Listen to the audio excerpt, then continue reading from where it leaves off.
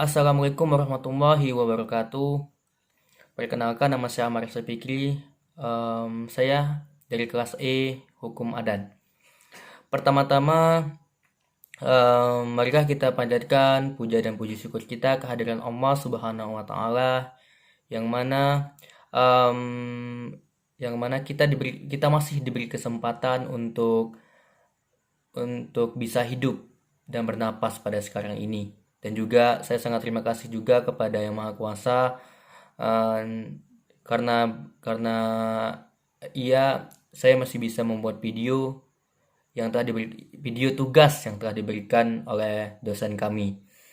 Dan juga ucap syukur juga saya kayak lantunkan kepada Nabi Muhammad SAW yang telah membawa kita dari alam jahiliyah menuju alam yang terang benderang pada saat ini, yang telah kita alami pada saat ini. Baik, langsung aja kita langsung ke poin aja. Di sini saya akan menjelaskan tentang apa motivasi saya dalam mempelajari hukum adat. Baik, mungkin banyak orang memiliki motivasi-motivasi tersendiri, karena masing-masing orang kan berbeda pendapat mengenai motivasinya untuk mempelajari ilmu-ilmu apapun. Tetapi di sini motivasi saya dalam mempelajari hukum adat yaitu simpel saja. Kita tahu bahwa hukum adat merupakan hukum yang tidak tertulis dan tidak dikodifikasikan.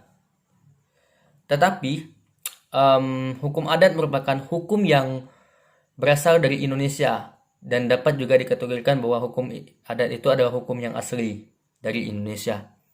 Dan kita sebagai warga negara Indonesia tidak elok jika kita tidak mempelajari ilmu hukum yang berasal dari negara kita tersendiri. Mungkin itu tidak elok juga.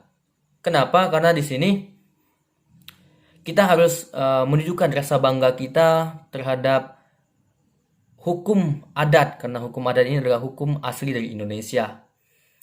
Dan dengan cara kita mempelajari hukum adat ini, maka kita telah ibaratnya kan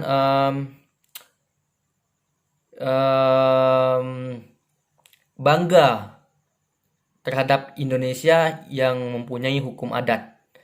Itu adalah salah satu bentuk kita mengapresiasikan dan bangga terhadap Indonesia dengan cara mempelajari hukum adat. Mungkin itu saja motivasi saya dalam mempelajari hukum adat. Baik, yang kedua adalah sejarah perkembangan hukum adat di Indonesia. Baik, di sini mungkin penjelasannya agak panjang. Sejarah perkembangan hukum adat di Indonesia. Peraturan adat istiadat kita ini merupakan adat-adat Melayu Polinesia yang sudah terdapat pada zaman pra-Hindu. Lambat laun terjadi akulturasi antara kultur Hindu, Islam, dan Kristen yang kemudian mempengaruhi kultur asli tersebut. Saat ini, menurut kenyataan hukum adat yang hidup pada rakyat adalah merupakan peraturan-peraturan adat istiadat yang ada pada zaman pra-Hindu dan hasil akulturasi antar agama tersebut. Setelah terjadi akulturasi itu, maka hukum adat atau hukum pribumi atau bisa disebut sebagai Inlandsrecht menurut Van Vollenhoven dijelaskan bahwa hukum adat terdiri atas dua bagian, yaitu hukum yang tidak tertulis atau bisa disebut dengan jus non scriptum, yang artinya merupakan bagian yang terbesar yang bersumber pada hukum asli penduduk. Yang kedua adalah hukum yang ditulis atau jus scriptum, merupakan bagian kecil saja yang bersumber dari ketentuan hukum agama. Dan juga di sini Sejarah hukum adat sebagai sistem hukum dari yang tidak dikenal hingga dikenal dalam ilmu pengetahuan dapat dibagi atas 4 periode. Waktu diantaranya adalah yang pertama ada sebelum zaman company, yang kedua ada pada zaman company, yaitu kisaran pada tahun 1602 sampai dengan 1800. Yang ketiga adalah pada zaman Daenders, yang pada zaman itu pada tahun 1808 sampai dengan 1811. Dan yang keempat atau terakhir pada zaman Raffles, yang pada tahun 1811 sampai dengan 1816. Di sini dalam 4 tahapan waktu mengenai proses sejarah hukum adat hingga sampai mulai dikenal dalam ilmu pengetahuan, pada mulanya melalui proses yang panjang pada zaman sebelum company, yaitu sebelum tahun 1602, bangsa asing belum menaruh perhatian kepada bangsa asing mulai menaruh perhatian terhadap adat istiadat kita, baik atas inisiatif tersendiri maupun perintah tugas dari penguasa kolonial pada masa itu. Pada zaman company, tepatnya pada tahun 1602 sampai dengan 1800, hukum adat akan tetap dibiarkan dan tetap berlaku di masyarakat. Namun di sini jika kepentingan company terganggu, seperti dalam kepentingan badan perniagaan POC atau untuk keperluan tertentu, maka company akan bertindak oportuniter terhadap hukum adat tersebut.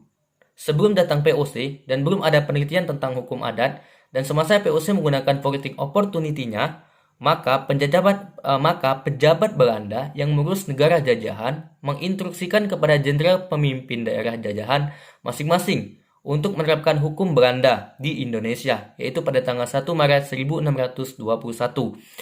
Dan juga baru dilaksanakan pada pemerintahan De Carpenter, yang telah melakukan penelitian dan menyimpulkan bahwa hukum adat Indonesia masih hidup. Dan yang kedua adalah pada zaman Daenders pada tahun 1808 sampai dengan 1811, beranggapan bahwa memang ada hukum yang hidup dalam masyarakat adat, tetapi derajatnya lebih rendah dari hukum Eropa. Jadi tidak akan mempengaruhi apa-apa, sehingga hukum Eropa tidak akan mengalami perubahan karenanya. Dan yang ketiga ada zaman Raffles pada tahun 1811 sampai dengan 1816. Pada zaman ini, Gubernur Jenderal dari Inggris membentuk Komisi Mackenzie. Widih, namanya mantap kan?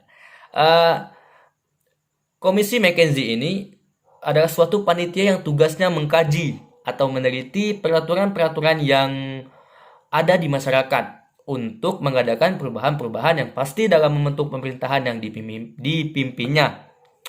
Setelah terkumpul hasil penelitian komisi ini, yaitu pada tanggal 11 Februari 1814, dibuat peraturan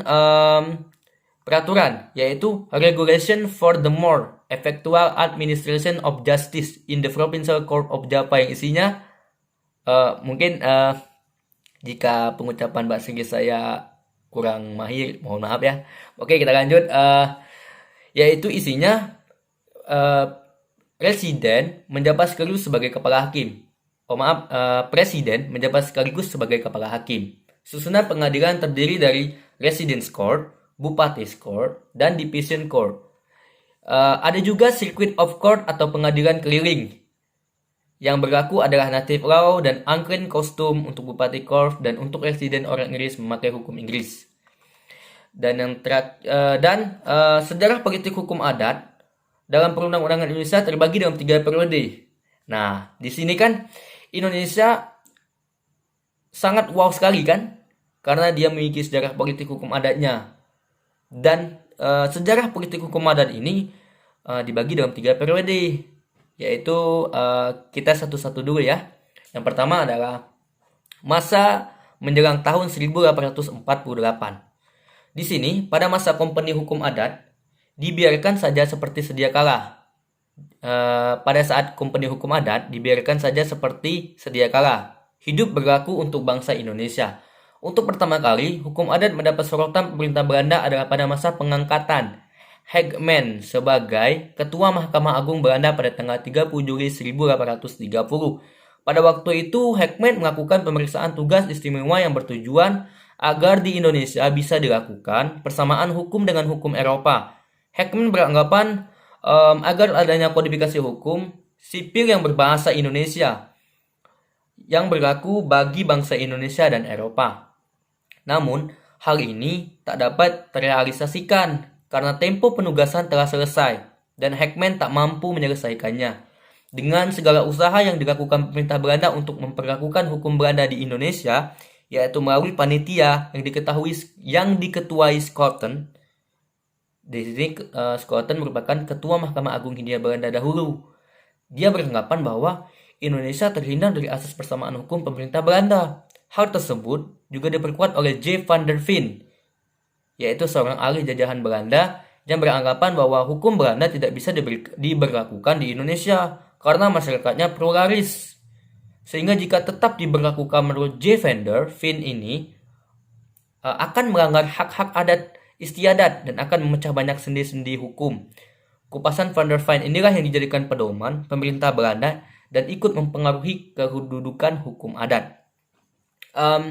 Yang kedua adalah pada masa tahun 1848.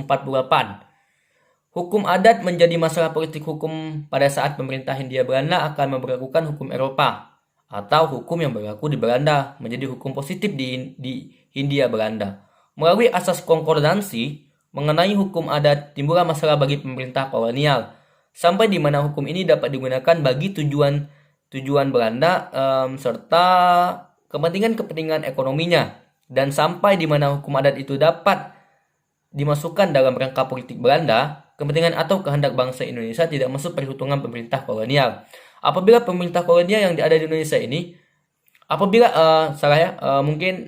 apabila diikuti secara kronologis usaha-usaha baik pemerintah Belanda di negerinya sendiri maupun pemerintah kolonial yang ada di Indonesia ini, maka secara ringkasnya undang-undang yang bertujuan menetapkan nasib ataupun kedudukan hukum adat seterusnya di dalam sistem perundang-undangan Indonesia adalah sebagai berikut. Simak baik-baik ya. Yang pertama adalah Mr. Withers. Presiden Mahkamah Agung ditugaskan untuk menyelidiki apakah hukum adat privat itu tidak dapat diganti dengan hukum kodifikasi barat. Yang kedua ada sekitar tahun 1870, Van der Voort, Menteri Jajahan Belanda, mengusulkan penggunaan hukum tanah Eropa bagi penduduk desa di Indonesia untuk kepentingan agraris pengusaha Belanda. Usaha ini pun gagal. Yang ketiga adalah pada tahun 1900, Kramer, Menteri Jajahan, menghendaki diadakan kodifikasi lokal untuk sebagian hukum adat dengan mendahulukan daerah-daerah yang penduduknya telah memeluk agama Kristen. Usaha ini belum terlaksana. Yang keempat adalah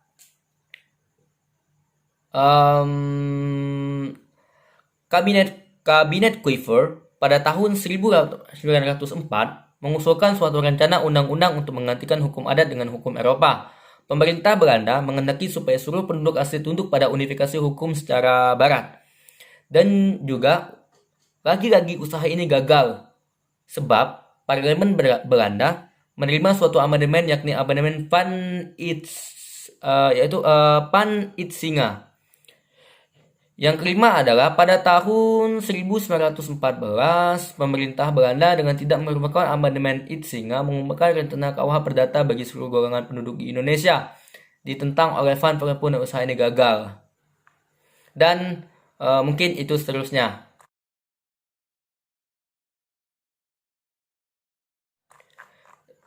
Oke, kita lanjut lagi. Bagaimana dasar hukum adat di Indonesia? Oke, di sini saya akan meninjau dasar hukum adat di Indonesia ini secara filosofis. Karena jika ditinjau dari filosofis, yuridis, dan satunya lagi ya, sosiologis, ini masih panjang. Dan mungkin teman-teman di rumah bisa membaca itu kembali, dibuka aja di Google ataupun itu banyak ya. Oke, di sini saya akan menjelaskan dasar hukum adat Indonesia menurut filosofisnya. Hukum adat yang hidup, tumbuh, dan berkembang di Indonesia sesuai dengan perkembangan zaman yang bersifat fleksibel, sesuai dengan nilai-nilai Pancasila, seperti yang tertuang dalam pembukaan Undang-Undang 1945.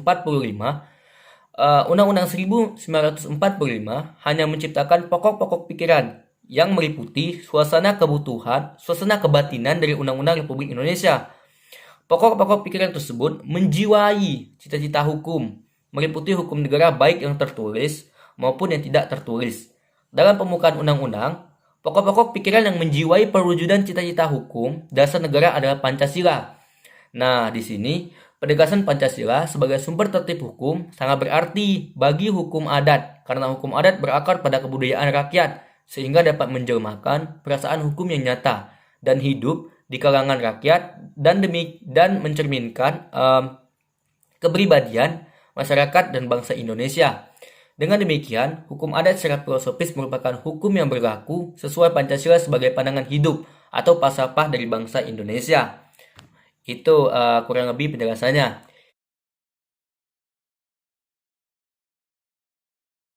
Yang ketiga adalah apa sih itu ilmu adat dan pentingkah bagi sistem hukum Indonesia?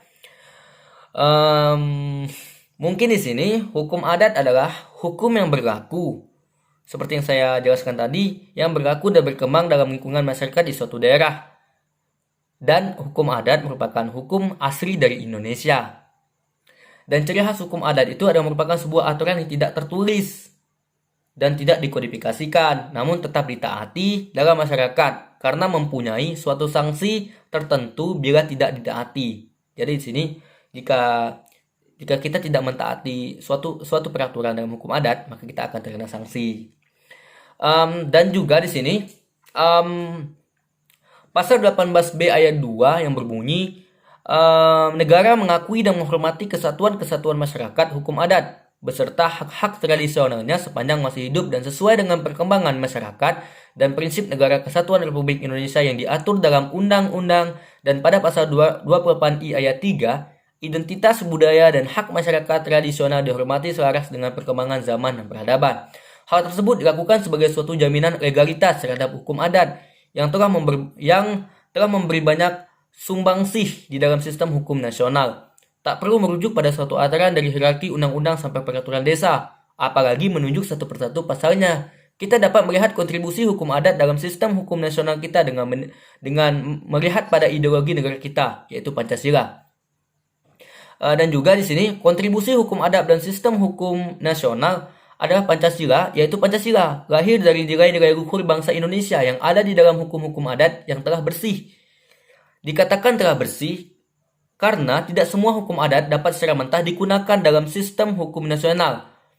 Jadi di sini hukum adat tidak secara mentah digunakan dalam sistem hukum Indonesia, sistem hukum nasional.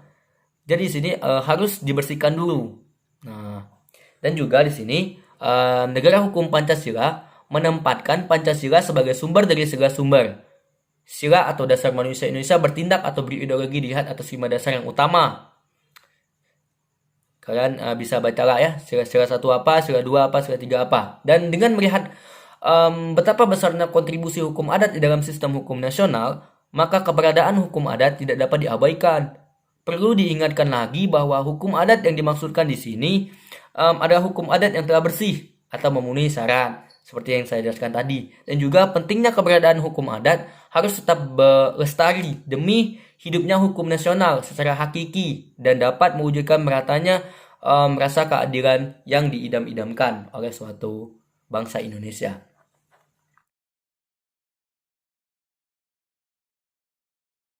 Kenapa hukum adat muncul sebagai tuntutan Sumpah Pemuda? Oke, di sini simak baik-baik ya. Pilihan hukum adat untuk dijadikan alat pemersatu yang diputuskan dalam Kongres Pemuda tahun 1928 itu bukan tidak beralasan. Pengalaman sejarah penjajahan bangsa ini diperkuat dengan pemberlakuan sistem hukum kolonial. Inilah salah satu alasan mengapa hukum adat itu menjadi bagian yang penting yang muncul sebagai isu yang dibahas dalam Kongres itu. Upaya pemerintah Belanda untuk memberlakukan hukum kolonial di wilayah jajahannya dirasakan pemuda sebagai gerakan kolonialisme yang tidak hanya menjadi alat eksplorasi dan eksploitasi sumber daya alam dan manusia, tetapi lebih jauh akan menghancurkan seni-seni ekonomi, kebudayaan, dan peradaban bangsa. Salah satunya adalah dengan tujuan untuk membuka peluang yang lebar bagi masuknya modal swasta Eropa ke wilayah jajahan. Di samping itu, untuk menekan berbagai pergerakan rakyat memperjuangkan kemerdekaan negerinya melalui hukum yang represif, dan juga di sini diawali dari para pejabat Eropa yang direkrut untuk mengisi jabatan dalam pemerintahan kolonial, dan untuk itu perlu pendidikan secara khusus di berbagai kota di Belanda, yaitu di Leiden, Delft, dan Utrecht yang sebagian besar diajarkan mengenai hukum, bahasa adat, kebiasaan, dan lembaga-lembaga agama rakyat pribumi di daerah koloni.